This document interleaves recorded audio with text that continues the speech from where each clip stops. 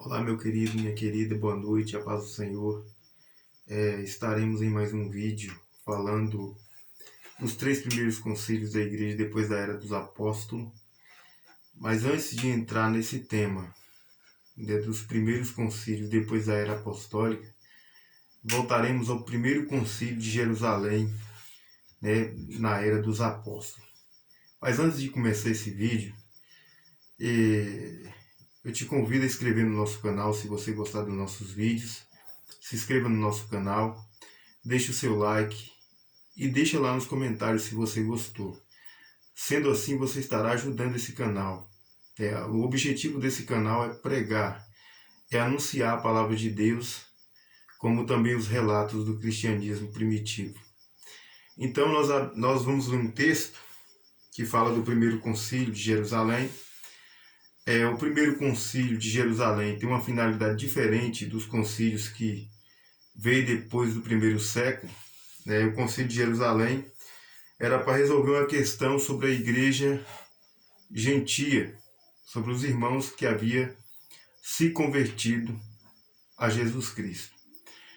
Nós sabemos que também a igreja do primeiro século, ela se constituía no seu início de judeu, ela ficou em um período de 10 anos, sendo a igreja apenas de judeu, e só depois, 10 anos depois, que essa igreja veio incluir, no seio da Irmandade, os judeus, os gentios convertidos a Cristo. Pois bem, nessa história, havia-se uma demanda entre aqueles que eram judeus e que eram convertidos a Cristo, se o gentio de fato precisava se tornar um judeu para ser um cristão. Como funciona isso? Um judeu, um gentio, essa pessoa, se ela precisava de fato se converter ao judaísmo, aderindo, à circuncisão, observando a lei, observando os ritos que a lei determina, e depois, sendo assim, essa pessoa poderia se tornar um seguidor de Jesus. Mas nós sabemos que havia essa divergência interna na igreja daquele presente momento. Foi então que esses irmãos se reuniram no concílio de Jerusalém, o primeiro concílio da igreja em Jerusalém, para resolver essa questão dos irmãos gentios que estavam chegando na igreja. Então, lá em Atos capítulo 15, versículo 20, nós temos aqui uma referência, por que esse concílio aconteceu e qual era a sua finalidade. Então, lá em Atos capítulo 15, versículo 20, diz assim: mas escreve-lhes que se abstenha das contaminações dos ídolos e da prostituição, do que é sufocado e do sangue, porque Moisés, desde os tempos antigos, tem em cada cidade quem pregue cada sábado, lido nas sinagogas. Então aqui, foi tratado nessa questão, Pedro colocou aqui o seu ponto de vista, versículos anteriores, de que da mesma maneira que eles, sendo judeu, recebeu o Espírito Santo, os gentios também receberam o Espírito Santo, Então Deus não fez distinção, porque a Bíblia diz que Deus não faz acepção de pessoa. Então, da mesma maneira que Deus o aceitou o povo judeu, aqui aceitou os gentios convertidos a Cristo. Então, Tiago também falou, Paulo também falou com Barnabé acerca do seu ministério. Paulo particularmente falou do seu ministério entre os gentios. Pedro falou que Deus o havia chamado desde então para pregar aos gentios. E aqui foi, Tiago deu uma palavra que talvez resolvesse definitivamente o problema. Tiago parecia ser um dos mais judaizantes, mas Tiago compreendeu que os irmãos gentios não poderiam, pôr sobre si esse jugo, que nem os seus pais e nem eles mesmos, haviam suportado. Então, dessa forma, ficou resolvido que os irmãos gentios fazendo parte da igreja mãe em Jerusalém, agora, né, a partir daí, esses irmãos precisavam se abster, né, da carne enforcada, da prostituição e do sangue e da idolatria. Nada mais do que isso. Então, nenhuma ordenança foi determinada para que esses irmãos a obedecessem. Mas, pois bem, nós agora partiremos para os concílios que sucedeu depois da era apostólica. Esses concílios é de uma natureza bem diferente desse primeiro concílio de Jerusalém. Nós sabemos que o primeiro concílio, depois da era apostólica, foi o chamado Concílio de Nicéia. Esse concílio tinha a finalidade, de resolver um problema interno da igreja, problema que estava surgindo no seio da igreja naquele presente momento. Constantino se tornou imperador e Constantino sabia que ele não poderia ter um império dividido, talvez uma estratégia política de estar ali unindo o império. Constantino ele rompe com a religião de Roma e ele associa-se ao cristianismo, que era uma religião que estava crescendo cada vez mais. A perseguição não foi capaz de impedir o crescimento do cristianismo.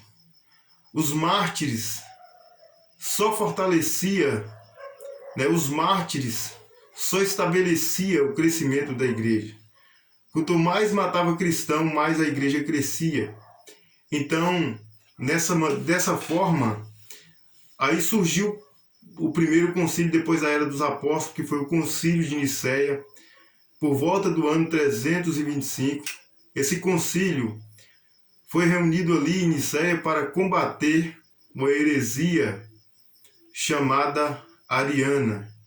Heresia que tinha por objetivo colocar em dúvida e ameaçar a ortodoxia da igreja daquele tempo e também dos nossos dias. Então, quem foi o expositor dessa falácia, dessa heresia? Um presbítero de Alexandria por nome Ário.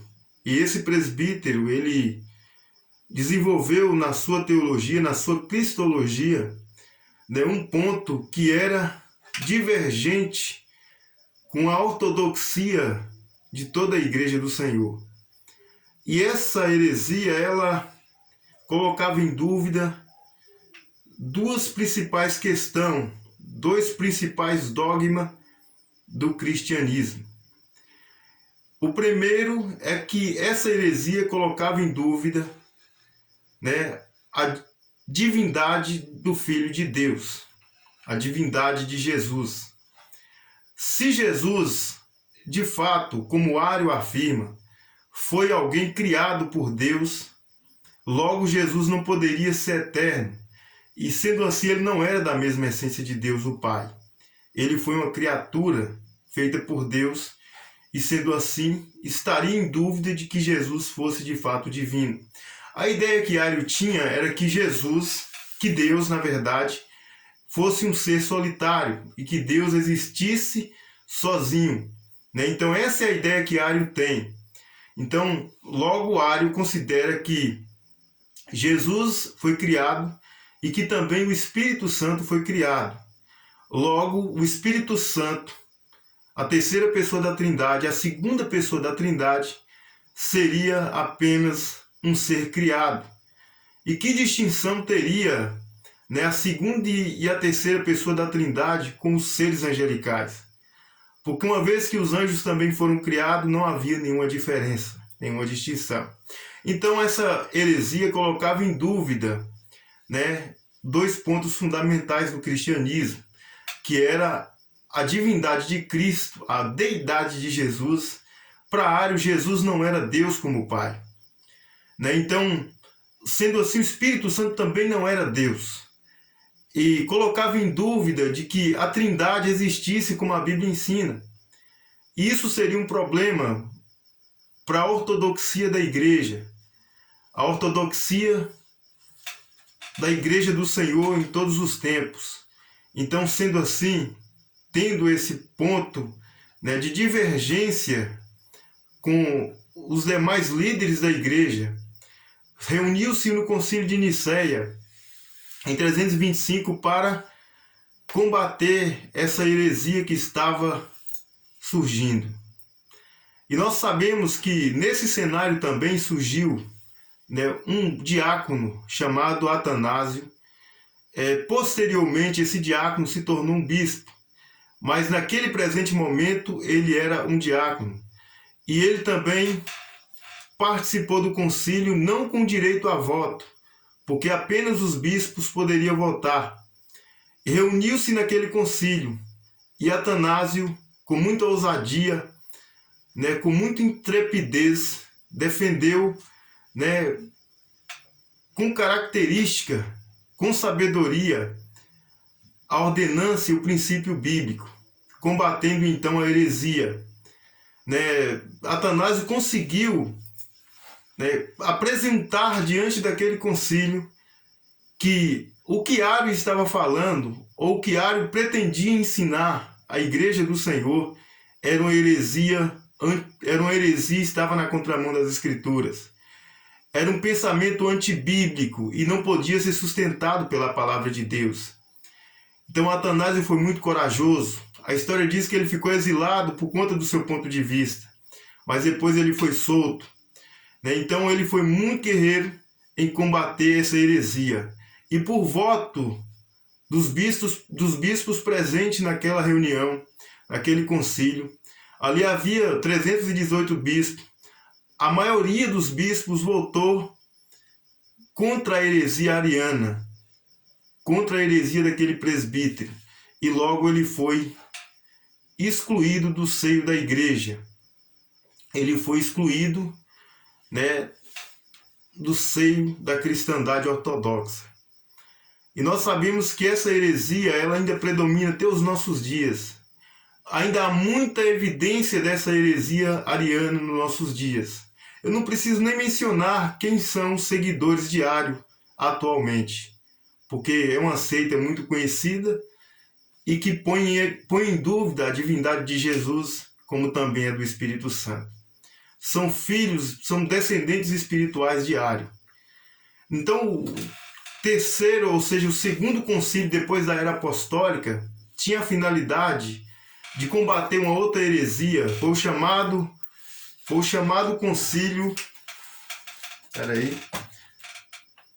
Então esse segundo concílio, chamado concílio de Constantinopla, em 381, foi também para combater uma heresia que estava surgindo no seio da cristandade.